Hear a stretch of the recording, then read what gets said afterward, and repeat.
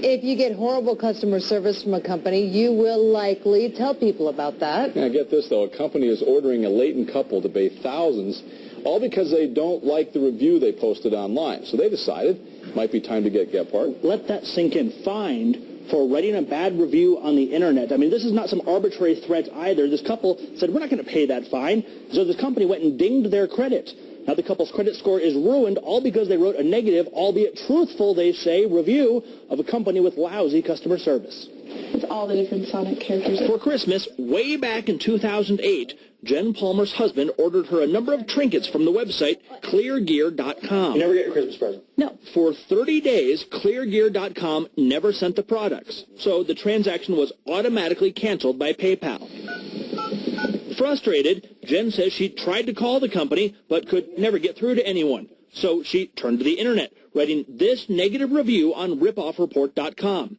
There is absolutely no way to get in touch with a physical human being, it says, and it accuses cleargear.com of having horrible customer service practices. That was the end of it, Jen thought, until 3 years later when Jen's husband got an email saying that he owes thousands of dollars, and the amount is being reported as unpaid to his credit report. I hear him screaming from the basement. He's swearing his head off and trying to figure out what this is. Cleargear says that Jen violated a non-disparagement clause.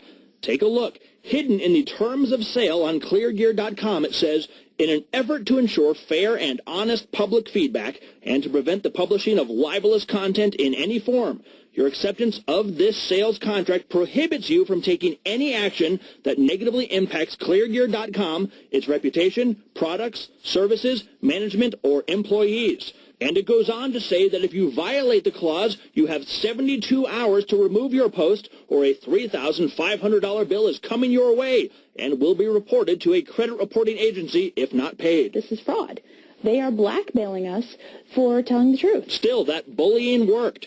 Scared, Jen tried to take down the negative report, but Ripoff Report will not let her. So, Jen and her husband disputed the ding with the credit bureaus, but cleargear.com says the charge is valid, and so the ding remains. Each one of these are rejection letters. The result? Jen and her husband are amassing rejection letters from lenders as they try to apply for loans to buy a new car and fix their home's furnace. I have the right to tell somebody else, these guys ripped me off. Furious, Jen asked me to investigate. As we began looking into this, we quickly learned that Jen is not alone in her frustrations with cleargear.com. Many posts in addition to hers on ripoffreport.com, and in 2010, the company was slapped with an F rating by the Better Business Bureau for not delivering products purchased online in a timely manner. The company's rating today is a B. Thank you for calling cleargear.com. A customer representative is unavailable by phone at this time. When we called cleargear.com, we were unsuccessful getting through to anyone.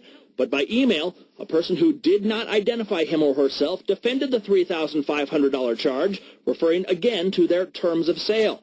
As for Jen being threatened, remove that post or face a fine, the company said it was not blackmail, but rather a diligent effort to help them avoid the fine. I have never seen anything like that before. Jeff Hunt is a First Amendment attorney. I asked him to weigh in on Jen's story. I think it's outrageous that a company like this would try to force a consumer to relinquish their First Amendment rights to speak about the product as a condition of the sale. Hunt says he thinks there is a good chance a judge would say that non-disparagement clause is unconstitutional. I have a serious question whether a court would enforce that kind of covenant because it's just massively overbroad and it's against public policy. I want this off my husband's credit report. As for Jen, she cannot afford a lawyer.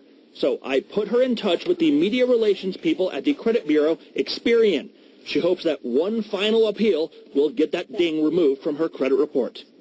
Yeah, and in Jen's situation, there is actually some question as to whether or not that non-disparagement clause even actually existed way back when she wrote that negative review. Cleargear.com says it did, but website archives show that it didn't. Either way, for you and I, be warned. If you buy anything from cleargear.com and you don't like the product or the service, they say you are contractually forbidden from telling anybody about it. If you do, expect them to send you a bill. If you don't pay that bill, expect them to ding your credit. If you've got something you want me to investigate, give me a call. My number is 801-839-1250, or you can email me, gephardt@kutv.tv. This is certainly one we'll be following up as the credit bureaus make their final decisions. That's bizarre. Real bizarre. All right, Matt.